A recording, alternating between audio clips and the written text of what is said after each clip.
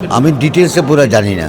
আমি এইখানে আসার পরে আমি জানলাম যে এরকম একটা ঘটনা ঘটেছে, মুস্তাফিজকে কেকেআর রাখতে পারছে না, তো তাকে কেকেআর বাদ করে নাই। যেটা পরে শুনলাম যে কেকেআর অর্থাৎ ওদেরকে বলা হয়েছে যে from the top security of Indian government, তাদের ওখান থেকে নাকি বলা হয়েছে যে তার সিকিউরিটি নিয়ে একটা কনসার্ন আছে।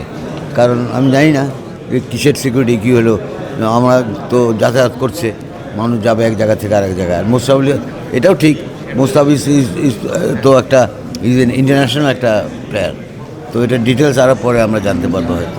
সেটা দেখবে ক্রিকেট বোর্ড। ইয়েস, আপনার কথার প্রশ্নে একটা আছে যে আপনাকে যদি এখনই নিরাপত্তা দিতে না পারে আমাদের মুস্তাফিজকে, তো বাংলাদেশ টিম তো ওয়ার্ল্ড কাপ খেলবে তো ইন্ডিয়াতে, বাট তো এটা it is a very serious matter আমি মনে করি। কারণ আজকাল শুধু ক্রিকেট না, সব খেলাতে কিন্তু সিকিউরিটি আসপেক্টটা সবচেয়ে বড় গুরুত্ব বহন করে।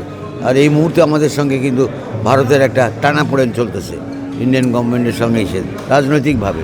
আমি জানি না সেই রাজনৈতিক ব্যাপারগুলো কি এখানে আসছে কিনা। যদি এটা আসে এখানে, যদি খেলাধুলার মধ্যে, আমি মনে করবো এর থেকে দুঃখজনক ব্যাপার আর কিছু হতে পারে। আর আকাশ চোপড়া কী আছে জানেন, he may be a planted man.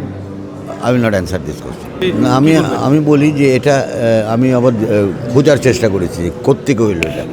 পরে জানলাম যে এটা ইন্ডিয়ান গভর্নমেন্ট, তারা কেকেআরকে বলেছে, কলকাতা নাইট রাইডার্সকে, যে তোমরা ওকে করো না, এখন অনবোর্ড রেখো না, ওকে খেলাও না, বিকজ যে সিকিউরিটি আসবে।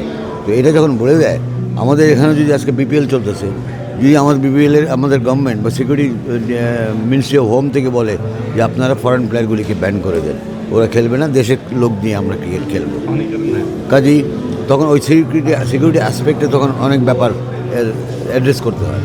But what ever has happen it's very, খুব দুঃখজনক। আমাদের একটা প্লেয়ার এত উঁচু দামে বিক্রিটা বড় কথা না, ওটা হলো যে কে বেশি দামে বিক্রি হয়, যার ভিতরে কোয়ালিটি আছে, তাই না? তো সেরকম। বাট আমি মনে করি এই জিনিসটা নিয়ে হয়তো ক্রিকেট বোর্ড কথা বলবে, আমাদের ক্রিকেট বোর্ড বলতে পারে ইন্ডিয়ান ক্রিকেট বোর্ডের সঙ্গে। বাট আর একটা বড়ো জিনিস হবে যে আমাদের ওয়ার্ল্ড কাপটা ভেন্যু কিন্তু ইন্ডিয়াতে আছে, তো মুস্তাফিজ তো আমাদের ওয়ার্ল্ড কাপ টিমে থাকবে, তাই না? তো মুস্তাফিজ যদি থাকে ওয়ার্ল্ড কাপ টিমে, এবং তাকে আমরা তো পাঠাবো, তার সিকিউরিটি দেওয়া তো তখন তাদের হবে।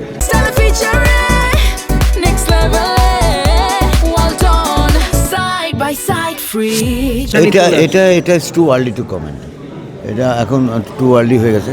বাট আমার মনে হয় গুড সেন্স উইল প্রিভেল। আবার শ্রীলঙ্কাতে যে আপনি সেফ, আপনি বলবেন কীভাবে? সবচেয়ে বড় অনেক ঘটনা শ্রীলঙ্কাতেও ঘটে গেছে। তো ওয়ার্ল্ড ইজ নাও অ্যাবসলিউটলি একটা হয়ে গেছে। বাট আমরা আশা করবো যে সব কিছুর একটা হবে, খেলার পিছনে আমরা সবাই থাকবো। লেট কিপ ক্রিকেট শুধু না, সব খেলাকে ক্লিন এবং আউট অফ দ্য বক্স আমাদের চিন্তা করা উচিত, যে টু মেনটেন দ্য সিকিউরিটি।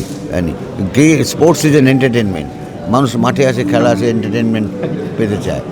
সে যে কোনো দলের সাপোর্টার হোক বা না হোক, ওভারঅল সে ক্রিকেটটাকে এনজয় করে, সেটা আমরা আশা করতে পারি। তবে এটা ঠিক, আমাদের এই ঘটনাটা কিছুটা আমরা হয়তো অফিসিয়াল স্টেটমেন্ট পেয়ে যাব, আমি জানি না, কারণ আপনাদের থেকে শুনতেছি আমি যে এরকম একটা ঘটনা ঘটেছে। তারপরে আমি দেখলাম ওখানে আমার বোর্ডে একটা ছিল, আমাকে দেখালো যে এরকম। আমি তো এটা তো অনেক কিছু আজকে হাত মিলায় না ভাই, কত দুঃখজনক। একটা টিমের সাথে খেলা শেষ হয়ে গেলে হ্যান্ডশেক করতে হয়।